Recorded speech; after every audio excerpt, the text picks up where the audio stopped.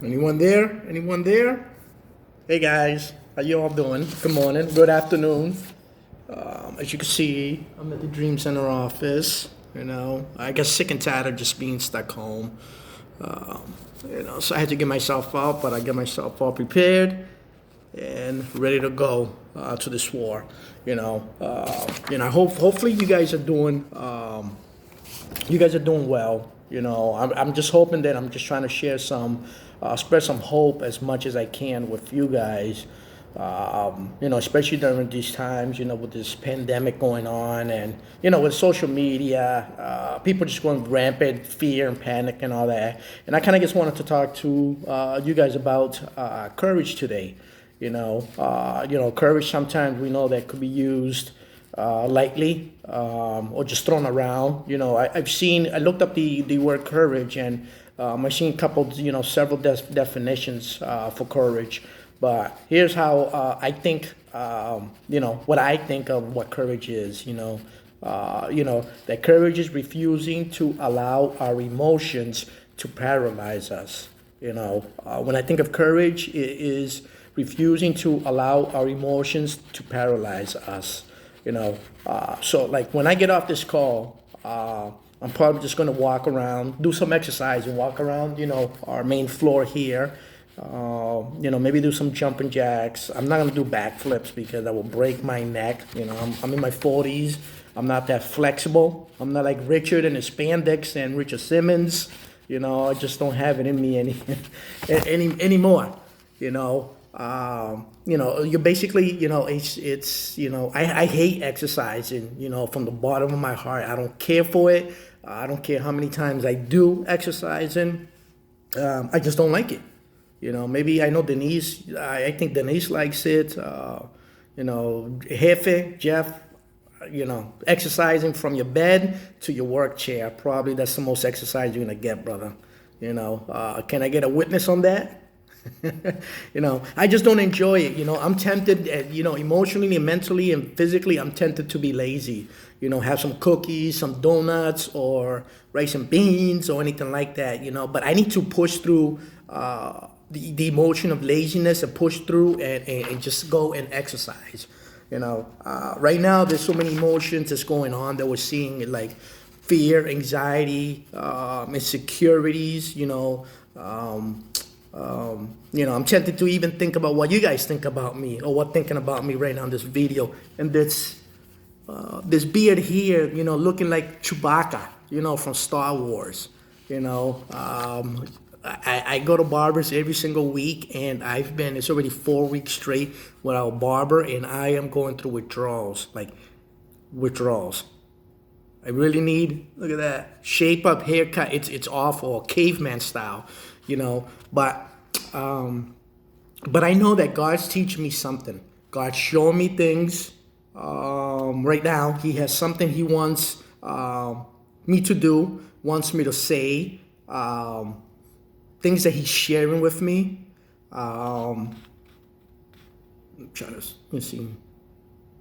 And basically when I share, I know it's not me. Basically, I'm hoping it's not me that I'm sharing what I'm sharing with you guys today. I want to give God all the glory and all the credit. I'm gonna put myself out there. It's easy to look at social media right now and the news and allow you to see right now and allow all of us to see right now all that we also are taking in to paralyze us with the Cox media and just scaring everybody to wits. I don't know. I don't want that to happen to none of us. Not to you guys as well.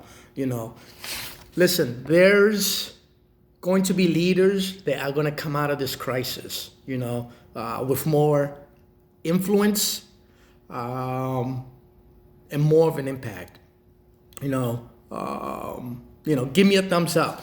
Give me a thumbs up if you want to come out more influential and impactful, for the glory of God. I hope so, and I know so. I know you guys, But a couple of things to remember is during this crisis, you're going to have to lead. You're going to have to lead. Just your emotion will try to paralyze you, if we're not careful, if you're not careful. So just keep that in mind, so what are you feeling right now? Or yesterday or today, what are your emotions? What are your emotions telling you? There's a couple things to just keep in mind and kind of keep in the top of your head, remind yourself asking those questions, don't be led by your emotions. Our emotions will mislead us. They definitely will mislead us. I had many times in my emotions, I went with it and it led, and misled me in many into the wilderness. There's ways that seems right to man, but eventually will lead to death. And I've seen that myself. During this time, I would suggest that you create a structure for your day. For your mind, soul, spirit, and your body. Create that structure. Tell yourself, what do I need to work on today? That's and what I'm saying here is, it's what I'm going through and what I'm doing for myself as well. Right now we can't be a spectator during this crisis. Right now we cannot let our emotions paralyze us. Because one of the things that I know for a fact is leaders lead. Leaders lead. Remember that. Leaders lead.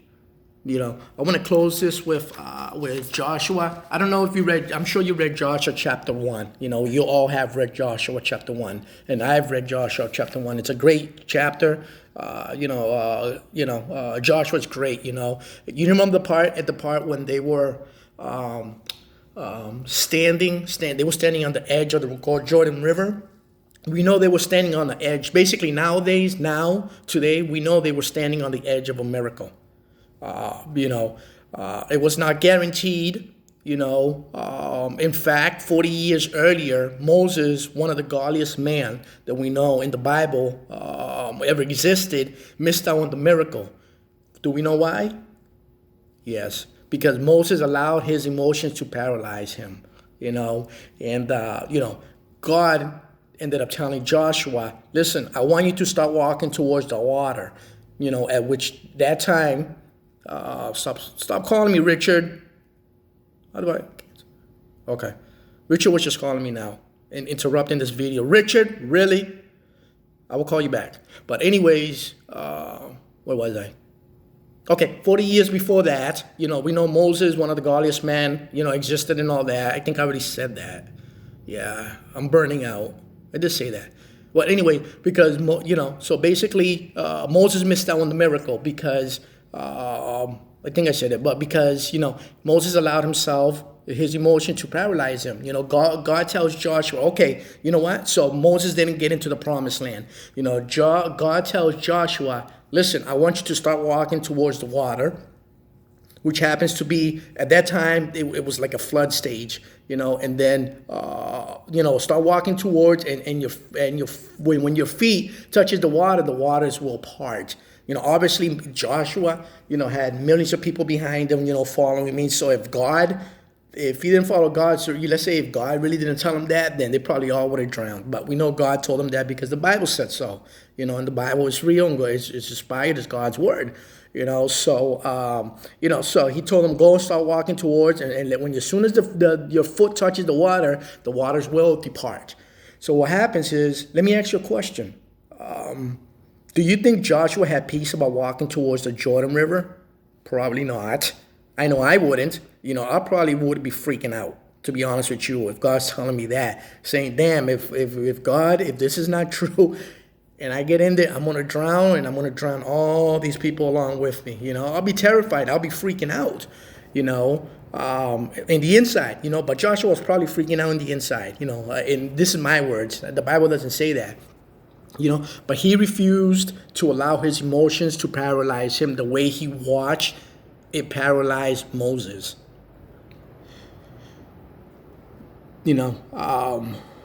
Richard, decline. Yeah, there we go. I'll call you back, Richard, after I send this video, okay? Where was I? Okay, so yes, Joshua was definitely, he was probably in fear and all that, but he didn't allow his emotions to paralyze him, so as he walked forward and faced, he faced fear, he faced anxiety and uncertainty, Joshua. And when he stepped into the waters, what happened? The waters departed. They departed upstream, so they walked through on dry land and they got to their destination. Maybe your one key decision, reacting against your emotion. I don't know. I'm just throwing it out there, today, but today, see what God has, that God has a breakthrough in your emotions today, in your life and in your leadership, and in your breakthrough emotionally, spiritually, to a new whole nother level, like they say in granite, even though I'm not a granite-ite person anymore, but I still like that, but, I just want to share some encouragement today, because I know that ministry is hard and it takes courage to lead. It definitely takes courage to lead. It takes courage to lead. Make a plan to walk through the Jordan today. I got faith in you and I believe in you guys and I love you guys. God bless. Richard, I'll call you now, okay?